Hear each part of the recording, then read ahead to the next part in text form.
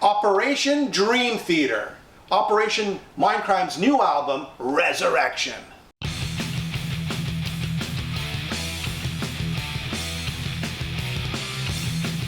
Welcome to the Metal Boys. Today on the show, Alan, what do we got? What do we got, my friend? Operation Mindcrime. Or I'd like to say Operation Dream Theater.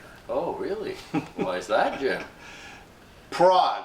We're talking Prague today. This is not a metal album. For all you metalheads out there, I know everybody's gonna bitch and scream and comment and yell at each other, calling them names, and the comments will go on forever. Last time we did a show on Operation Mindcrime, or Geoff Tate. The comments, to this day, people are fighting and commenting in the video comment section and screaming at each other and calling each other names. And I'm just reading this, and it doesn't stop. 100, so 200, he surpassed Gene Simmons when it comes to... He surpassed Gene Simmons. The guy everybody loves to hate.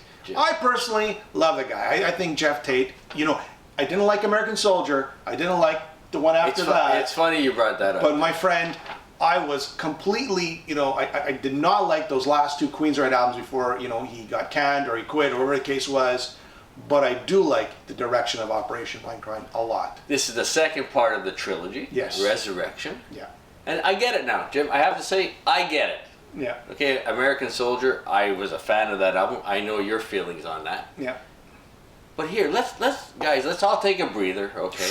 All right, here we go. Okay, here we go. You want Jet City Woman Part 3? Do you want Queen of the The Right. Lady Wore Black Part 2? No, Jeff's not about that, man. Jeff's into soundscapes. This is what this album is. Yeah, you listen to yeah. the beginning of the album, it's soundscapes. Yeah. It's building. It's a concept. The message is more important than the music, okay? You can agree with that, you can disagree with that. The first album, it's songs trying to build up concept. Yeah. I had problems following the concept. It was a solid album. We reviewed it. It's okay. But this one, okay, let's forget about music. I don't have to write a hit anymore. This is I'm going to make a second album that ties in with the first, and obviously I think it's going to tie into the third. But like you said, the first 4 songs are kind of soundscapes. There's some stuff going on. Then there's some really solid songs, some very well written and great songs. So you have to. We're past the point of trying to write the 3-minute radio hit. This is we're years and decades past that. In fact, let's just enjoy this album for what it is. It's a conceptual album, part 2 of a trilogy, and we get through this, and we'll see if I know what part 3 is about. Okay, so. Again, I think that's the point, and that explains the stuff that you didn't particularly like at the end of his career with Queensryche. Probably the guys in Queensryche didn't really like that direction anyways. So, and that explains albums like American Soldier, which I thought was a great album. Nobody does this. Who else does that? Let's take veterans and same thing with this. You know, everybody's so obviously involved in songs. You got to write songs. Alan, but he's past that point. There are 2 groups here. Okay, there are the Queensryche purists, and then there are the Queensryche fans who sort of enjoy all the avenues they've pursued, including Geoff Tate and the Operation Mindcrime. Now, this Queensryche purists, they always attack me. They go, "Why are you promoting Geoff Tate? Why are you always interviewing Geoff Tate and not the Queensryche band?" I'm telling you, folks. I try to get interviews with Queensryche. They're not as accessible, and we spoke about this before, as Geoff Tate. Geoff Tate makes himself available to all the media. Queensryche, not so much. Not to say that they'll never do an interview with us. I'm just saying they're not as accessible. At least to this show, they're not as accessible. So that's the reason. We're trying.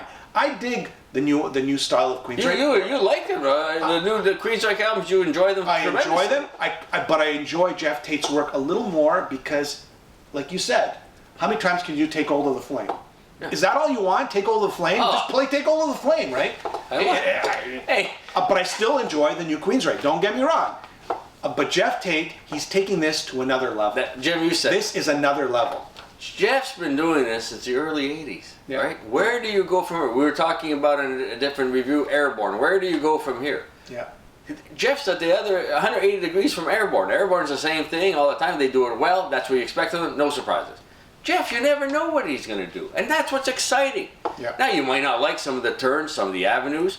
And that, we respect that. Everybody respects that. If you want to Take Hold of the Flame, I'd love to hear Take Hold of the Flame or something equivalent to that today. If it's from Queensryche or Geoff, yeah, it's a great song.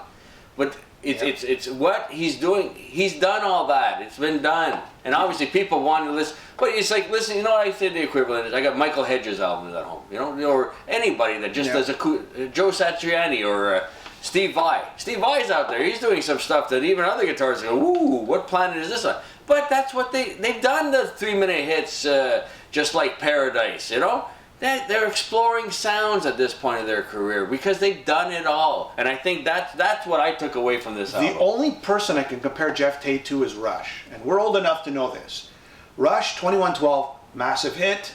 As soon as they started going into the moving pictures era, fans started dropping off. They go, I don't like this keyboard business. Rush didn't care. They kept moving on. They go, we're going to do the music that we like to do. And we're going to, keep pumping it out. And if you enjoy it, come along for the ride. If you don't, so sorry. Hey, then came Signals, Alan. What happened with Signals? Oh, the people. Oh, Signals. Oh my God. The whole hard rock fan base disappeared and a new fan base appeared. Then, oh my God, then Grace Under Pressure. Rush, to keep themselves entertained, to keep their creative juices flowing, sometimes you win, counterparts. Sometimes you lose, counterparts, right? That's what Geoff Tate does. He explored. He's in music for the sake of music. That's right. And sometimes you win, and sometimes you lose. But you'll never know how to break out of the box unless you try. I enjoyed this album more than its predecessor. Yeah. But it's not an easy listen. But this is a progressive album. Jim, you interviewed him. Yeah, I just interviewed him. That's exactly what he said, right?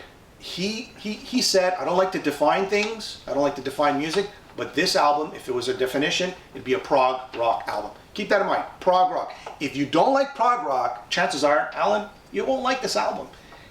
If you are a Queensryche purist, chances are you won't like this album because where's Queen of the Right? Where's Queen's Right? Where's that scream? And that's all the comments I'm getting now, Alan. He doesn't sound like he used to. He didn't sing like he used to. What would you say to that? But who does, Jim? I mean, that's it. Guys, Halford. Halford for me is the exception. We did an interview, review of Steve Grimmett with Grim Reaper. Same thing. Geddy Lee. Hey, guys, it's understandable, no problem. But you have to realize this. At the end of their career, baseball players aren't hitting 500. They're not getting. It's the same thing with hockey players aren't scoring 50 goals. But just like Steve Grimmett, he lost the highs, but he developed that low, that rich low voice. Because they're professionals. They're professionals. They readjust. That's it. You have to. And Geoff Tate, he's not singing those high notes. He's singing to the song, right? He's playing to the feeling of the song, or he's singing to the feeling of the song. And this is like movements. All these songs are movements. You got your hit singles. You got your huge rocker with the Ripper and Blaze. Yeah, The Fight is one of my favorite songs. To me, the last four tracks, A Smear Campaign, Which Side You're On, Into the Hands of the World, and Live from the Machine, they're like different overtures and preludes and drumming and jazz fusion, and just it's going off in all kinds of directions. That's what makes it exciting. Yep. If you're looking for classic Queensryche, that's fine. It exists. Yep. This is what Geoff Tate's doing now with his Operation Mindcrime, the second of a trilogy, a concept album. And you got to respect it for what it is. And I recommend it. At least give it a few listens and open your mind. Be open to this. Catch you next time on The Metal Voice.